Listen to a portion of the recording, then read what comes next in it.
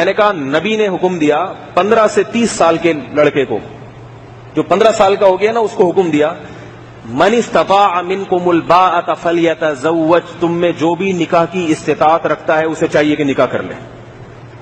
اور میں نے کہا استطاعت کا مطلب بھی سن لیں مجھ سے، استطاعت کا مطلب یہ نہیں کہ میں اپنے پاؤں پہ کھڑا ہو جاؤں، میری 1 لاکھ تنخواہ ہو جائے۔ استطاعت کا مطلب کہ تلاش کے باوجود آپ کو کوئی اپنی بیٹی دینے کے لیے تیار نہیں ہے۔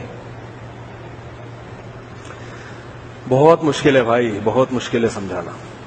ایک ایک لفظ جو میں کہہ رہا ہوں نا، یہ اس کی قدر کریں، اس کی قدر کریں۔ آج لوگ کہتے ہیں استطاعت نہیں ہے، بھائی کیسے؟ ابھی بہنیں بیٹھی ہوئی ہیں، ابھی میری تنخواہ کتنی ہے؟ ایکچولی 20,000 میں 10,000 میں ہوتا کیا ہے؟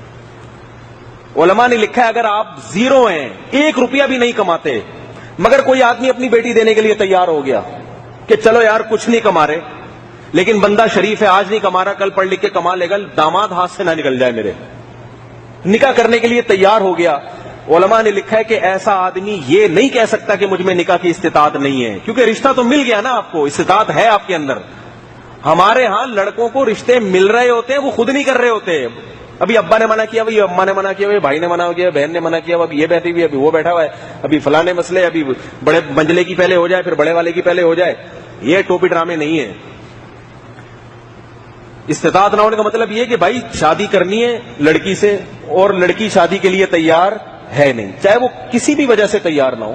اس وجہ سے بھی ہو سکتی ہے کہ آپ کی انکم نہیں ہے، اس وجہ سے بھی ہو سکتی ہے کہ آپ کی شکل اچھی نہیں ہے، اس وجہ سے بھی ہو سکتی ہے کہ بھئی آپ کا خاندان اچھا نہیں، وہ اس کی ٹینشن ہے۔ لیکن آپ نے کوشش کر لی، آپ کو کوئی گھاس ڈالنے کے لیے تیار نہیں ہے۔ اب اس میں لوگ کیا کرتے ہیں، ہمارا معیار اونچا ہونا چاہیے، ہمیں ہمارے معیار کی نہیں مل رہی، یہ بھی استطاعت میں داخل نہیں ہے۔ قرآن کے الفاظ دیکھو تو آپ کو فری میں ایسی خاندانی تحقیقات سننے کو مل رہی ہیں، اس کی قدر کر